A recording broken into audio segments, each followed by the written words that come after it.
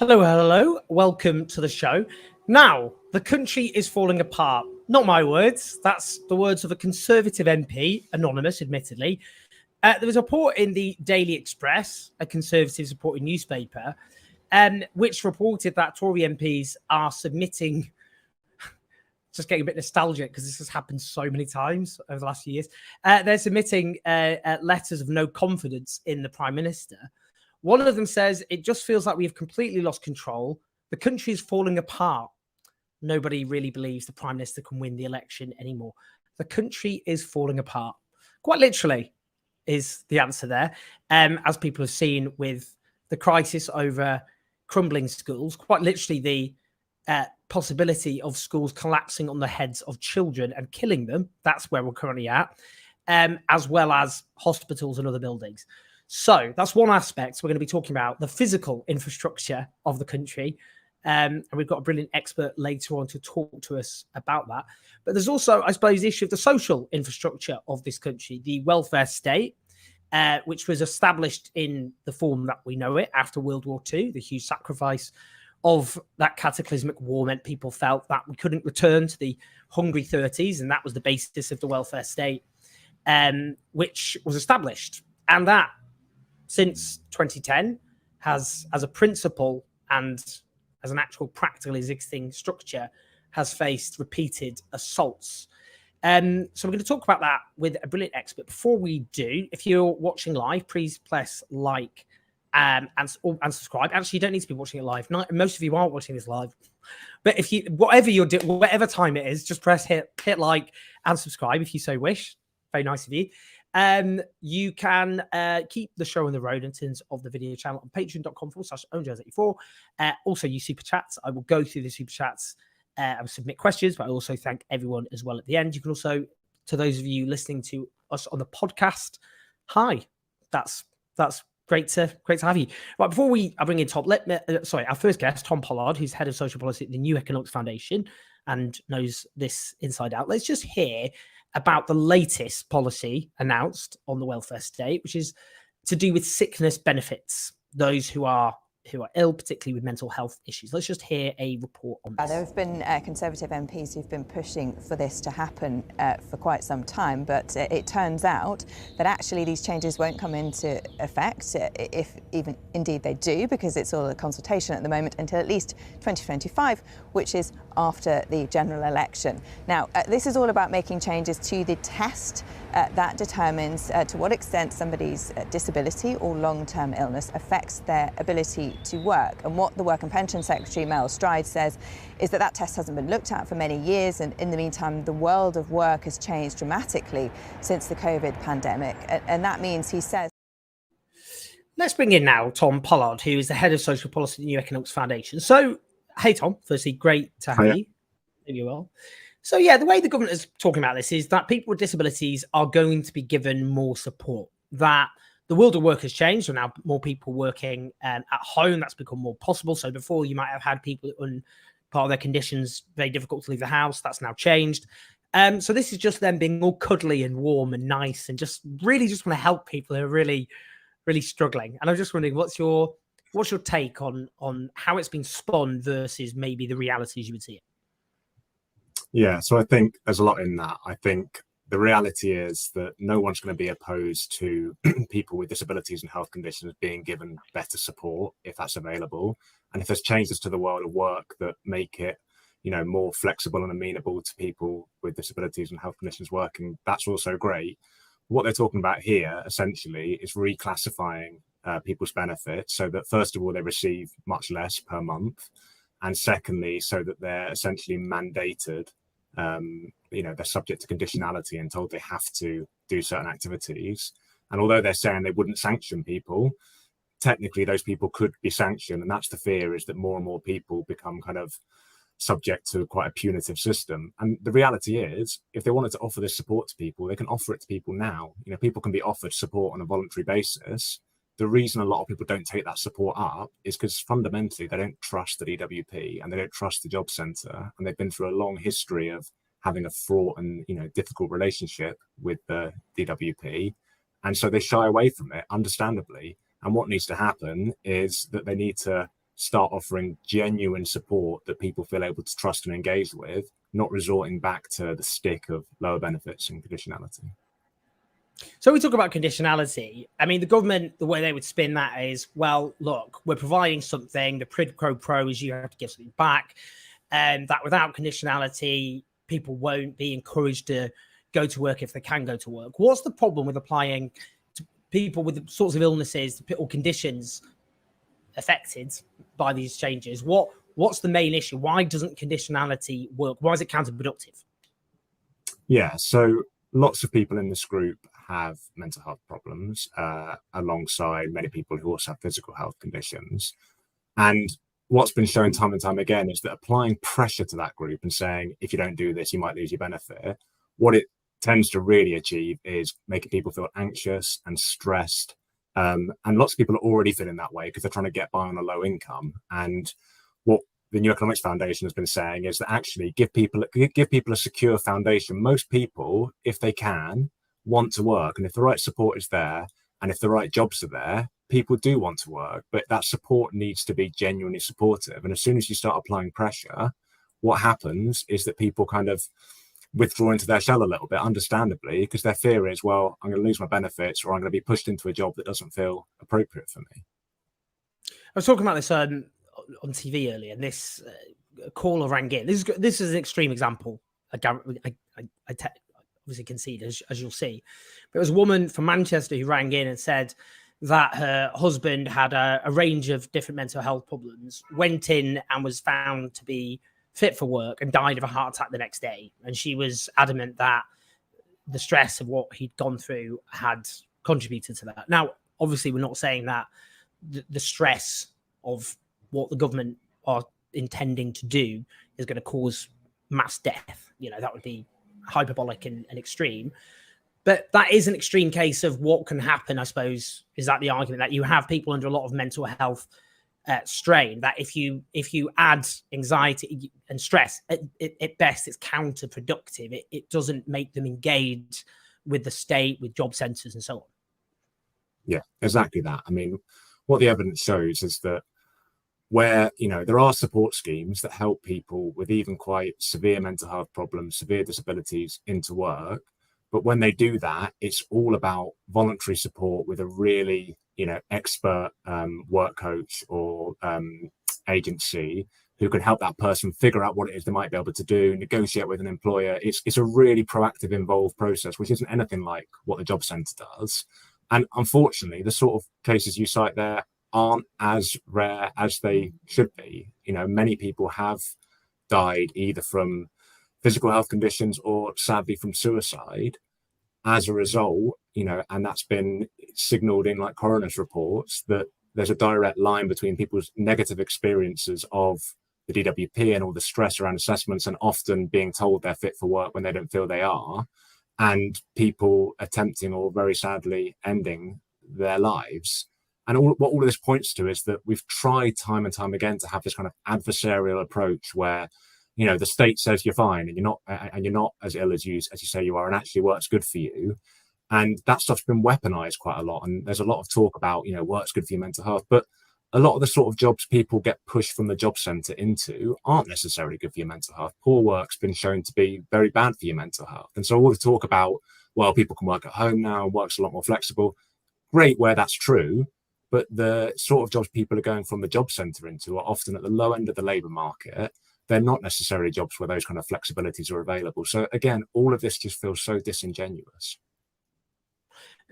I mean, just in terms of, I mean, this is morbid, I know, but in terms of deaths in general, it's notable that when under the George Osborne regime, when we saw obviously an assault on a whole range of different benefits, between December 2011 and February 2014, 2,380 people died after their claim for employment and support allowance ended because a work capability assessment found they were fit for work. And I think that, I suppose that just shows the danger when you have an approach which is based on actually cutting back on a budget rather than prioritizing people's needs. Because that is that part of the problem. They're spinning this is we're trying to help people who might need a bit of a nudge or support to get into work, when actually that's secondary, if anything, to cutting a budget. Yeah, I mean, it seems likely that a key part of the motivation for this is a big fear around the growing number of people who are out of work because of disability or health problems. And that is a concern. We're talking about millions of people and a big spike on the back of the pandemic. But it's not something you can solve with a stick. A lot of this is about people struggling to access health support through the NHS, people kind of suffering from a general lack of kind of good public service and community infrastructure around them. That's what leads to people becoming unwell or contributes to people remaining unwell. And you can't just kind of push people back into work and say, well, work can make it all better again. Work can play a key part. And for lots of people, it is important for their mental health. But it's about understanding the situation of people in and around. And unfortunately, the DWP has kind of one key lever at its disposal, and it pulls it again and again and again, expecting to get a different outcome. And for this group, the outcome it tends to lead to is not many people moving back into work, but lots of people experiencing a lot of stress and distress and anxiety.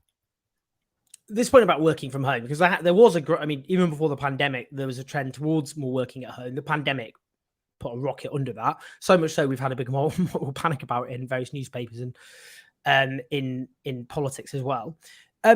But how realistic is that? Because a lot, again, when I was talking about this earlier, my opponent was saying, well, look, now people can work at home. The world of work is completely different. But is there a mismatch that often the sorts of jobs available to those who the government would wish to be in work don't necessarily match up with being able to work at home? Yeah, we know that people who move back into work via the job centre are tending to go into relatively insecure, low paid, what you think of as kind of poor quality work. Some people will find their way into better jobs where those sort of options might be available, but for a lot of people that's just not the lived reality. And on the one hand, the government's kind of pushing back against some of this and saying people should be getting back to the office, and we have seen a kind of retrenchment back towards a bit more of a kind of traditional way of working. But on the other hand, they're saying, well, because people can work from home, therefore it's kind of okay to say someone's fit for work when previously we thought they weren't fit for work. And for a lot of these people, it's also about, there's one side of this which is about the kind of working from home and flexibility. The other side is they're saying that many people are currently getting into this category of benefit because there's an assessment made that there's a risk around these people because of a history of suicidal thoughts or self-harm. And the suggestion is that's being kind of overused for people to access this category of benefit. So they're also consulting on kind of cutting back on that mechanism, which, to be frank, is the one thing that's allowed lots of people with mental health problems who would otherwise slip through the gaps of this assessment to get the support that they need. So a lot of this just feels very risky and potentially very harmful without the evidence that it's actually going to lead to benefits for in terms of people getting back into work for many people. So just quickly, because I know you're on a school run, you've just become Secretary of State for Work and Pensions. Congratulations. What are the kind of three big things that you would do as an alternative? What would be your complete different approach? So I think the first thing I do is, this is about communication in part. It's about saying to people, look, we recognise the stress and distress that you've been put through by a lot of these reforms, and we're going to do things fundamentally differently. There needs to be a really clear break from the past. And some of that might be about actually delivering the support through other means, not through the job centre, which people don't trust, but through, health settings or local authorities or the third sector where people might feel more comfortable engaging. I'd recenter the whole system around this idea of engagement. The measure should be, actually, can we get someone to turn up voluntarily and engage with support? And we should be putting the onus of responsibility on services to do that. There aren't many public services that have this kind of lever at their disposal of saying, well, if you don't turn up for your GP appointment, I'm going to cut your income. It's not the way things are done. It's all about, how do you engage people in a meaningful way? So I try and take away that option in as many cases as possible. And then the final thing would be about providing as much kind of security to people as possible. The kind of traditional wisdom is, well, you have to give people a very small amount of money to get by, and that will motivate them to get back into work. But where motivation isn't the key barrier, giving people enough to get by means they're not spending every day trying to make ends meet desperately, and they're not just focused on the day-to-day challenge of getting by, and they can open up a little bit and think a bit further into the future and engage in some of these, thoughts and options. So for me, it'd be about saying, we're going to give you that security and we're going to offer that support, but it's not about threat. It's about a genuine, trusting, open offer. Brilliant stuff, Tom. Honestly, really, really appreciate it and how busy you are. And the New Economics Foundation, for those who aren't aware of the work they do, real treasure trove across the board, from this to a whole range of things, which a lot of the columns I write have often drawn on the New Economics Foundation, and they're brilliant research. So thank you so much, Tom. Really, really appreciate it on a busy day, and hope you get some sun. I'll speak to you soon. Thank you. Cheers, take care. Brilliant stuff there from Tom. Really, really appreciate it. We have coming up, let me get this right, because what we are talking about as well, of course, is the fact that our schools are just literally falling apart, which is absolutely brilliant. So we've got Phoebe Clay, who's from Unchecked UK, which represents dozens of organisations fighting for social and environmental rules and regulations. But we'll just talk about what the hell happens with schools, with hospitals, how serious it is, how worried we should be, how we got here, how it was ignored for so long. I've got loads of questions about this. So do think of some questions, because there's a lot to get through there about the literal collapse of our country all around us. Before we do, because we're going to wait, I think, for about 10 minutes. She's probably going to join us about 10 minutes or so. I'm a masochist. I love talking about things which make me feel miserable, otherwise known as the British Labour Party. And the reason I've talked about this is, I'm going to talk about this is because I haven't done a video about it, partly just because it makes me so depressed. I did a column about the Labour reshuffle, which was about who's up and who is down, I suppose. But I've always tried to resist, as a political writer, reducing politics to a soap opera, which is often what happens. What I'm interested in is what it means for us, what it means for society, what it means for you. That's the whole point about politics. It's not an episode of EastEnders, as it's often shown. But what I looked at is the politics of that particular reshuffle. And what we saw in it was the rise, I suppose, or the complete return of ardent, committed, ideological Blairites. And what this is it's a victory for the Liz Kendall leadership campaign of 2015. People might remember in 2015, Liz Kendall stood as the Blairite contender. There's a brilliant piece from the Times in May 2015 when they claimed that she could end up winning 1 million votes. Because people would be flocking into the essentially semi-open primary of the Labour contest, because they would be so enthused by Liz Kendall that they would go and vote for her. Anyway, she got 4.5%. But her campaign manager was a guy called Morgan McSweeney. And Morgan McSweeney went on to run the leadership campaign of Keir Starmer. But the Liz Kendall leadership campaign was a salutary lesson for him, because they got absolutely thumped. And why did they get thumped? Because they were honest about what they thought. They said, we're going to cut benefits, that kind of thing. They said they support austerity light. They went down that path. It did not go down well. It went down like a big bag of sick. So then they decided, we'll play the long game. We'll stand a candidate who has credentials. They were in Jeremy Corbyn's shadow cabinet. And we'll pretend to be left-wing in the leadership contest, which they did. They promised nationalisation, increased taxes on the rich, the abolition of tuition fees, standing by trade unions, reversing privatisation of the National Health Service, being pro-migrant, pro-refugee, scrapping universal credit. I mean, if you think about it, it's actually quite ludicrous. Party unity, a broad church, 2017 manifesto is a foundational document. Don't trash the last 4.5 years. That's what Keir Starmer said. And then when he became leader, the strategy was to pivot to the right. And what that meant was abandoning those policies. It meant kicking the left from the front benches. It meant rigging the selections within the party in terms of MPs to make sure that you just got right-wing, ardent Blairite, almost cartoonish Blairite automatons selected. And then to marginalise the soft left, who have been systematically marginalised. So Ed Miliband, they're always trying to get rid of him. They basically, back in 2021, they got rid of the business department from him and left him just with the climate side of it. They scaled back the £28 billion a year green transition fund, which is basically his baby. And then they also, they've constantly gone for Angela Rayner.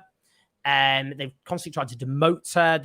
In the recent reshuffle, she lost various aspects, but she won the levelling up department. The issue is the workers' rights agenda, which is the last transformative set of policies Labour still has, is under her purview, but it's no longer attached to a government department, and the danger is that we watered down in government, particularly when civil servants and big business kick off over it. That's the suspicion. Lisa Nandy, I mean, she's often portrayed as soft left. She portrayed herself as a soft left critic of Ed Miliband, pivoted to the right in the last leadership contest where she started complaining about Labour wanting to nationalise everything, which wasn't true. Came third. Was totally loyal to Keir Starmer, routinely briefed against, and now spectacularly demoted. She went from shadow foreign secretary to shadow levelling up secretary, and now she's shadow international development secretary, which no longer is a department. And it was briefed to journalists that Keir Starmer said he didn't even want her. So that bodes well for him. So in terms of people promoted, Pat McFadden, who's Blair's former political secretary, is now the Labour Party's campaign coordinator. Darren Jones, who once hailed Blair as his political hero, is now shadow chief secretary to the Treasury. Peter Kyle, one of the most ardent Blairites on the Labour bench, now holds the science science shadow department.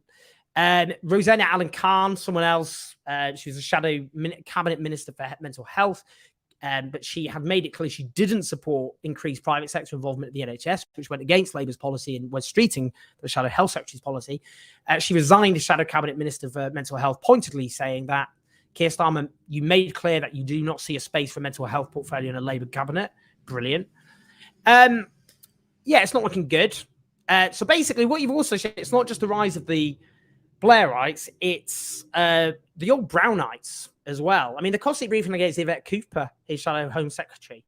There was a video they put out of Keir Starmer's team, waltzing like, they were somehow these cool guys through Westminster, and it didn't include Yvette Cooper, who's shadow Home Secretary. They briefed against it. They think she's too left wing. The point I was going to make, though, is a very astute figure put this to me, which was the thing about New Labour is actually a coalition between Tony Blair and his cabal and Gordon Brown and his grouping, his faction. And, they both co-founded New Labour, but Gordon Brown's, the figures protected by his patronage tended to be more to the left of the Blairites. So you had, a whole range of people from like Frank Dobson to Robin Cook, Harriet Harman, who were more aligned in that particular direction. And that's where you got a lot of the progressive stuff of that New Labour period. There was a memo in the 90s before Labour came to power where there was kind of a written memo with where Labour would agree in government to Gordon Brown's programme of investment after the first 2 years when they stuck to Tory spending limits. The issue is with Starmer cosplaying as Blair is he's not actually doing what Blairism did, because you had that coalition. It's just Blairites, no soft left, no Brownites, just ardent Blairites on the ascendancy, with no alternative power base. And they'll inherit a country which, unlike 1997, is a real total mess, but they don't have the transformative policies. They're not committed to raising the revenue you need to fix the problems. They're not going to increase income tax on the rich, as Keir Starmer promised in the leadership campaign. They're not going to increase corporation tax. They're not going to equalise capital gains tax. At the moment, capital gains tax on stocks and, just wealth, which you just sit on. At the moment, that's taxed a lot less than work. They're not going to equalise that. So they have no commitments to increase spending by raising revenue. So how are they going to deal with all the problems of the country? So they'll have little political capital. They're winning at the moment because the Tories are in a mess. So I think it's just quite interesting, the politics of the Labour reshuffle, because what we're talking about is the Blairite ascendancy, and the other point I would make, I'm just going to flag this up, is there was an article in the Times the last week which suggested that various MPs could have the National Executive Committee of the Labour Party refuse to allow them to stand as candidates on the eve of the next election. And they actually mentioned, for example, Liam Byrne, who's accused of bullying his staff, and Neil Coyle, who racially abused a journalist, and was accused of sexual harassment, but had the whip reinstated. And they talked about removing the whip, not allowing them to stand as candidates. A lot of you might think, well, good. I think the problem is, I think what that article was doing was laying the foundations for the Labour Party NEC to do that to a lot. They said up to a dozen. I think, well, they're going to use that power to stop, at the last minute, block left-wing MPs from standing as candidates. That's what I think is going to happen. They briefed various Labour, Starmer people have briefed previously that Labour will lose the election unless we get rid of them, those left-wing MPs, because their fear is you end up either with a minority Labour government or government with a small majority, and that could give the left more power. And they want to get rid of that. They also want factional revenge. They also were like, well, New Labour thought the left was defeated and ignored them, and then look what happened. So there's a few reasons. Now, in terms of how that will play out in the media, well, a lot of you might think, well, that's, you can't just purge all your MPs. Well, you see, I think, what happens if they've collected a dossier on these MPs for a start of, things they tweeted or put on Facebook 10 years ago? And what if, you don't have to what if it. I mean, do you remember Boris Johnson kicked out 21 MPs? So what? What did it do to him? And I think, the problem is the media hate the left. They've got contempt for the left. And they, under Corbyn, when you had various councillors in Hornsey and Wood Green getting deselected, that was a national story for weeks. I went on TV about 5 times to talk about that. And it was portrayed as Stalinist authoritarianism. But that won't happen to Keir Starmer. The media will go, wow, ruthless, tough, strong. I think they'll cheer it on. So I really want to flag this up. They'll do it at the last minute because then that'll stop the MPs that they purge forming an independent bloc. It will stop them raising money and organising a campaign to keep their seats. Yeah, it's not the cheeriest news I've ever delivered, but that is what I think is going to happen. And, this is the most authoritarian leadership in the history of the Labour Party. I mean, at the moment, you notice a lot of left-wing MPs are being pretty stum, and they're being stum because they fear if they say anything, they'll get purged. And they should fear that because a lot of people around Keir Starmer want to purge them. And I think what will happen is in government, I don't know, I mean, Angela Rayner, in terms of that workers' rights agenda, I think is going to be diluted. They can't get rid of her because she's got her own elected mandate as deputy of the Labour Party. They'd like to. They think she conspired to lead a coup against Keir Starmer after Labour got whacked in the Hartlepool by-election. I don't think Ed Miliband will have a significant influence, tragically, in the next government. Who would have thought it, given what happened before 2015? We're just desperately praying for Ed Miliband to be the radical conscience of the Labour government. But, he did go on a journey. But, I don't think the people around Keir Starmer are going to tolerate him for X number of years. So I just want to flag this up in terms of where I see things happening, where I see things going with the Labour Party. I mean, I suppose the issue is, as I said, it's so unlike 1997. By the way, they're not even being like 1997 because in 1997, Labour had flagship policies like a minimum wage to deal with poverty. 2 years of keeping Tory rules on spending, but then after that, mandating them with some massive investment. And even before that, really important, before that, you had economic growth. And so they could use the economic growth to fund public services. And that's what they did. So even after 1997, even as they kept Tory rules in place, because you had significant economic growth, they could use that to fund public services. But they're not going to have that now. I mean, at the moment, they keep saying, well, we'll just have loads of growth, which is like, it's almost like when they're saying, what would we do different to Tories? We'll have growth. Someone said it's a bit like saying about a football player, he's not doing well, and criticizing him and going, well, I would just score more goals than them. I mean, how are you going to do that? So I think the danger, back in 1997, that was an unsustainable financial bubble, which went, but you still had at the time growth and living standards going up. And you don't have that now. So you have the NHS in a state of collapse, 7.5 million people trapped on waiting lists, the most ever. You have the worst squeeze in living standards since records began. You have, obviously, public services and infrastructure literally falling to pieces. Literally falling to pieces. You've got the massive growth in insecurity. You've got an ever-growing housing crisis on three fronts: mortgages spiking, rents going up, and the lack of council housing. So, well, I mean, we could go on. I mean, where'd you end with that? And if you're not going to raise revenue, then how are you going to fix these problems if you don't suddenly have a miraculous spurt of growth? Anyway, lots to think about there. I just thought it would be worth talking about in terms of the politics of it. We've got some questions on it, but I will come back to them. Let me bring in, hi there. Bring in Phoebe Clay, who's co-director of the organisation Unchecked UK. Now, so they represent, as I said before, 70 plus organisations which are making the case for strong social and environmental rules.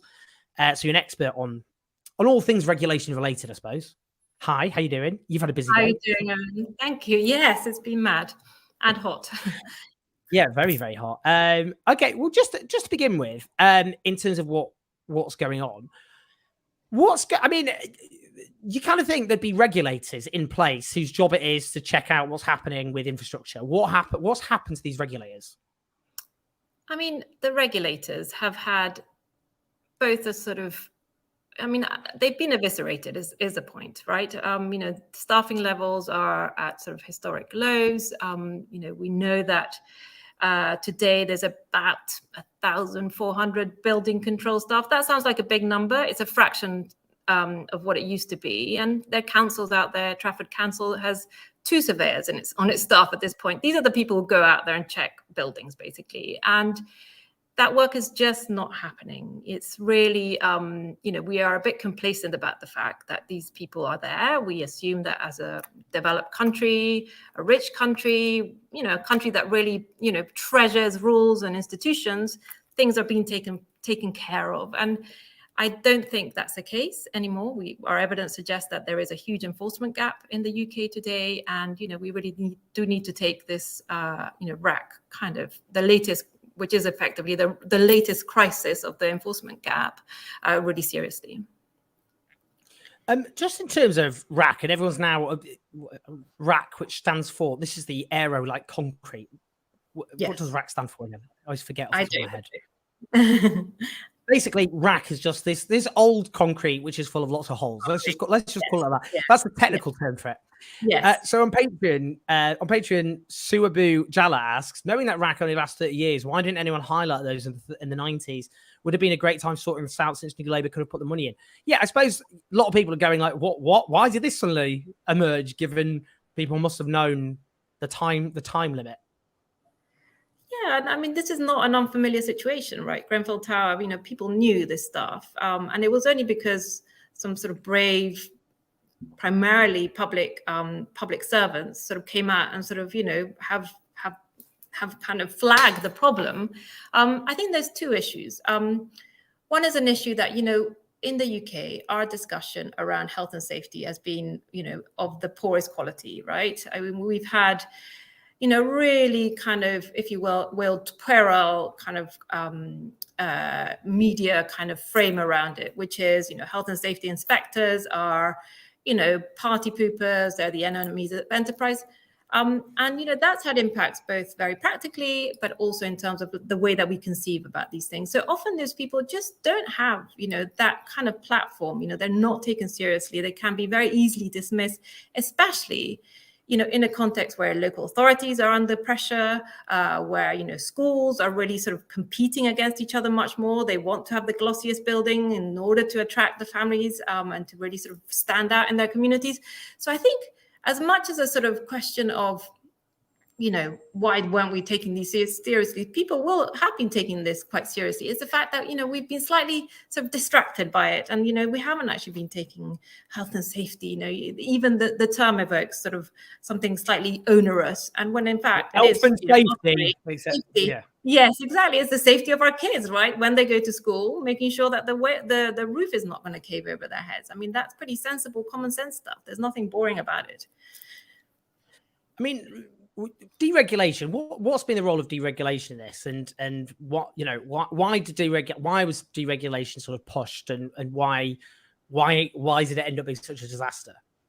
I mean, deregulation is sort of part of a kind of conception of, you know, this is how we stimulate growth, right? It's sort of low tax, privatization. Let's get sort of private kind of ethos into public services, and let's get rid of those rules, right? And it's sort of part and package of this whole kind of idea of this is how we kind of stimulate innovation. This is how we unleash entrepreneurship. This is, you know, let's get out of the way. And I guess, you know, for some years that was okay. You know, perhaps there's always the need to stress test the need for new regulations. There are other methodologies.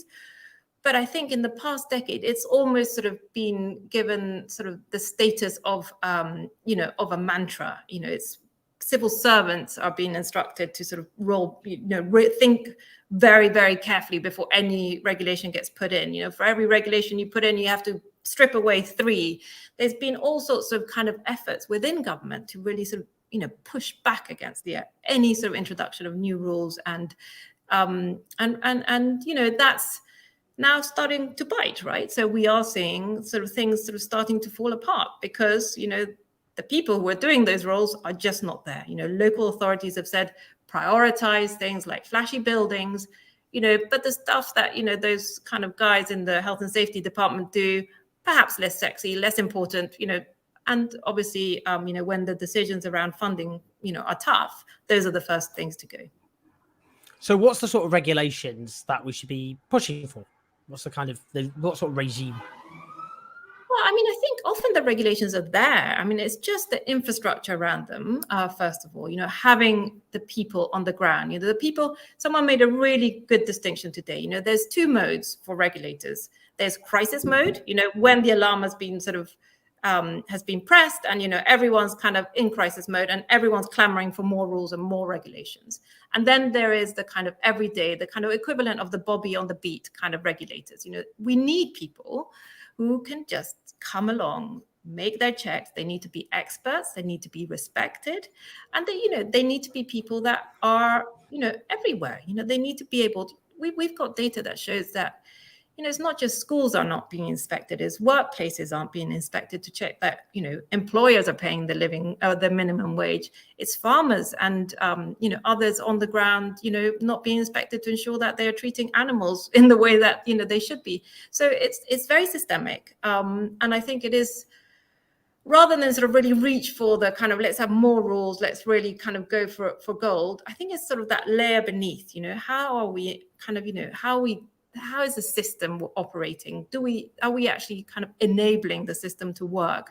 And are we actually enforcing, you know, which is what people ultimately want? You know, when things are going badly, we do want the right people to be punished. And yeah, it can't just be sort of, you know, the latest political sort of, you know, crisis. It actually has to have impact on the way that things are operating.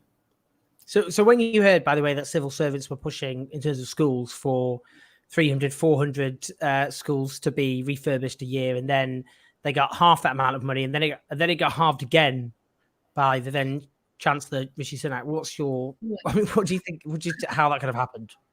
I mean, I guess you know, my sense is that ministers go into those meetings with a sort of sense of, you know, what can we say no to, and that's money, but it's also rules, right? So, you know, we are here to stop you guys, and there's a sort of a growing culture both in relation to civil servants, but even more so around regulators. You know, they are sort of vested interests. You know, they will always want more from us. They will always put pressure on us. And to me, that's, you know, recipe for a really poor kind of conversation. And ministers and regulators need to be able to be constructive.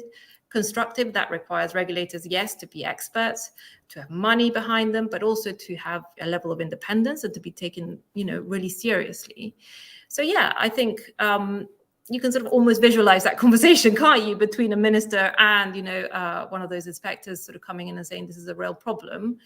I guess there's also political factors. It is not sexy to go out and announce, a new sort of school inspection regime. Much more kind of compelling to go and announce a sexy new building designed by a big name architect. So yes, I mean, I would never classify these things as boring, but important, because this is what happens. And I think taking it much more seriously off the back of this rat crisis is hopefully the best outcome. And just finally, how do you feel? Do you think Labour? Do you hear promising noises at all from Labour and opposition in terms of engaging with what you're saying? I'm hearing quite mixed messages, if I'm really honest. On the one hand, I think there's a sort of real recognition amongst key people in the party that this thing needs to be taken care of.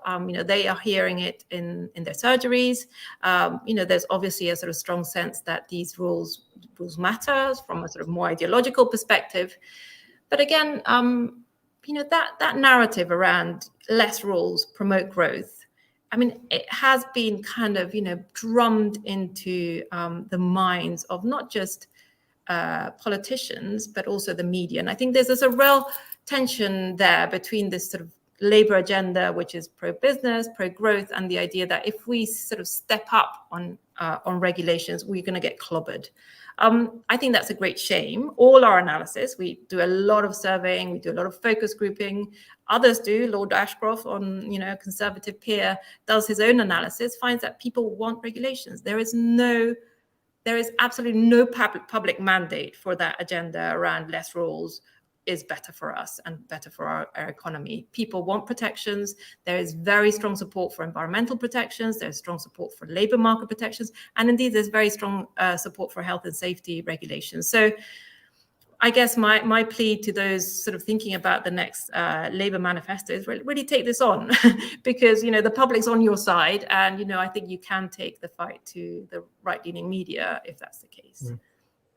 Phoebe, I know you've got a very busy day and it's also very sunny. I'm sure lots of people would like to get some more sun. I certainly do. So I'm going to let you go. But honestly, that was brilliant. Really, really appreciate you on your busy media round day. So thank you for joining us and take care. Really, really great. Thank you. Take care. Take care. Bye-bye. Great stuff. Yeah, it is very sunny. And I'm actually really hot now, so I'm going to go.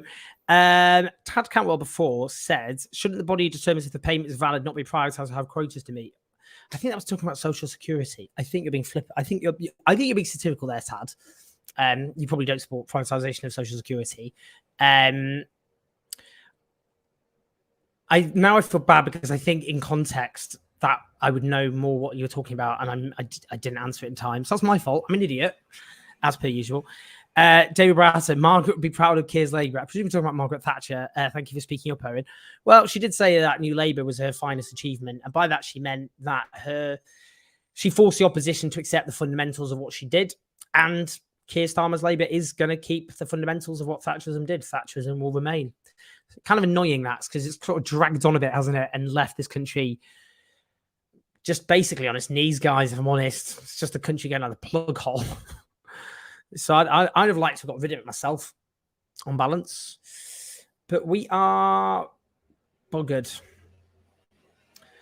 Well, anyway, on that cheerful note, I'm sorry to say about before the stuff about Labour, and it is my job to try and keep everyone informed as best I can. So I'll keep doing that. And I will write about it more, I'm sure. Anyway, we had a great video with Zach Polanski, who is the deputy leader of the Green Party of England and Wales. Do check that out. We got lots of other. That was because people on Patreon asked me to do it. Tad Campbell, sorry, says forgot to put a not in the super chat. Hold on. Yeah, I think he may be suggesting that that's what they're planning to do, privatise it. Sorry, Tad. Sorry, makes sense now. Yes, hello. Yeah. Anyway, so someone says optimism, please, no doomism. Oh yeah, actually, Kate. Sorry, I was trying to do optimism. I'm going to leave it on optimistic note. One of the main reasons it's not like 1987, despite the fact, it's partly the country's a massive burning inferno, is we have a resurgent Labour movement. That was not true in the 90s. So the Labour movement's back, baby. It's flexing its muscles. It's organising unprecedented strikes. And whatever happens, even though I think it will be watered down, they will have more room for manoeuvre under a Labour government. I do think that's true. And I think that's important. So I think we'll have an even more resurgent Labour movement. And I think as Keir Starmer's Labour does terrible things, I think the Labour movement comes into its own. So that's one element. The other is you do have a far more politicized, I would say, younger generations, like millennials and Generation Z. And I think they've been politicized lots of reasons, partly their own lived experience, the housing crisis, job insecurity, falling living standards, the destruction of a public realm they disproportionately depend on.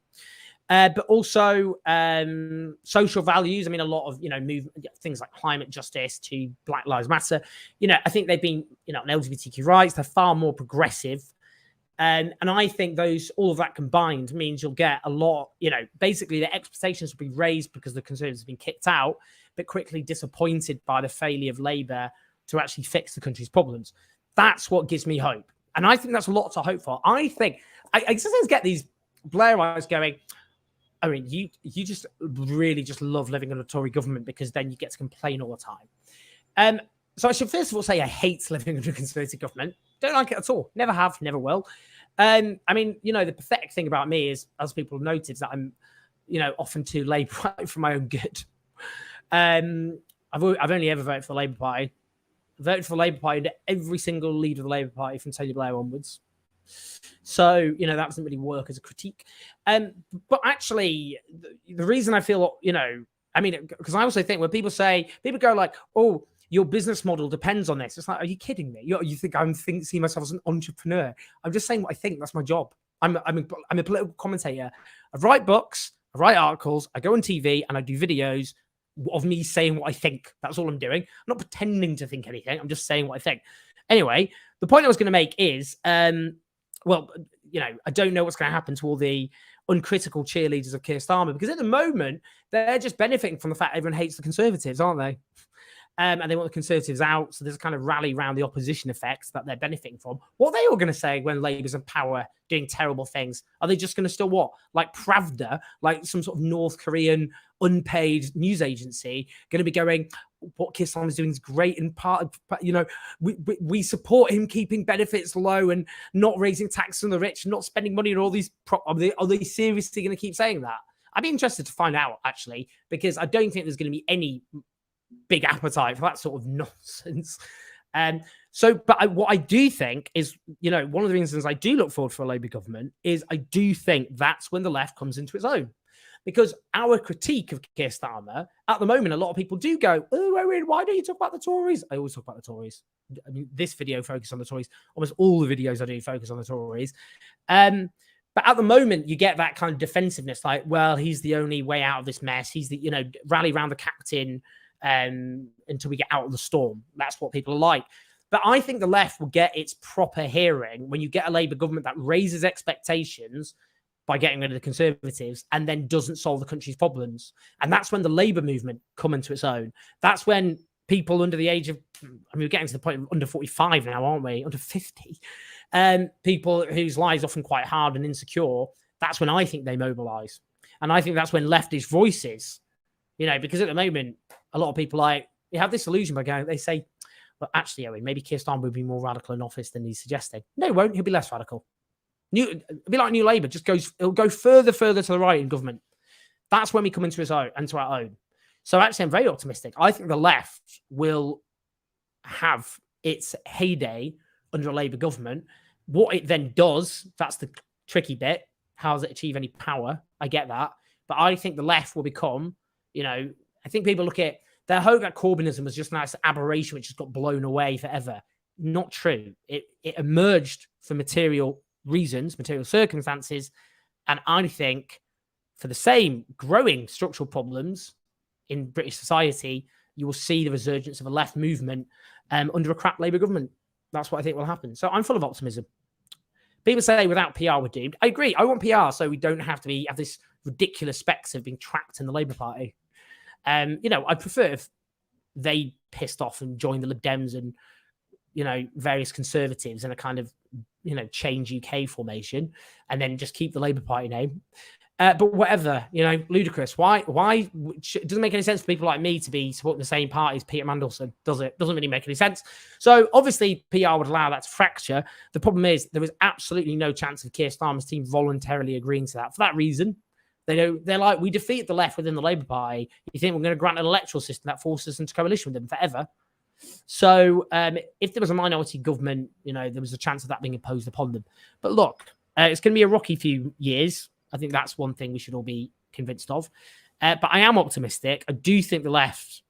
So I just put hooray on just to make myself feel better. I do think the left has a lot to be optimistic about in terms of the coming months and years. We're not going anywhere. Well, we are going somewhere, just to be clear. Right, I am going to go and get some sun now because it is, we've only got about an hour and a half left till sunset. Thank you everyone for watching. Press like and subscribe. Do support us on patreon.com/OwenJones84. We've got lots of interviews, trying to do videos pretty much every day, sometimes 2. I am exhausted. Anyway, we'll keep doing all that. Oh, yeah. And we're preparing our Conservative Party conference video, in particular, Labour Party conference video. So if you want to support us for that, obviously, that's going to be our biggie. Conservative Party conference video is always a special treat for people. Always very proud of what we do. And I think this year I'm going to have particular fun. But I will try and get ideas for how we approach it. So I'm interested to hear what you all think. All right. Okay. Lots of love, everyone. Enjoy the sun if you can. And I look forward to seeing you all very soon.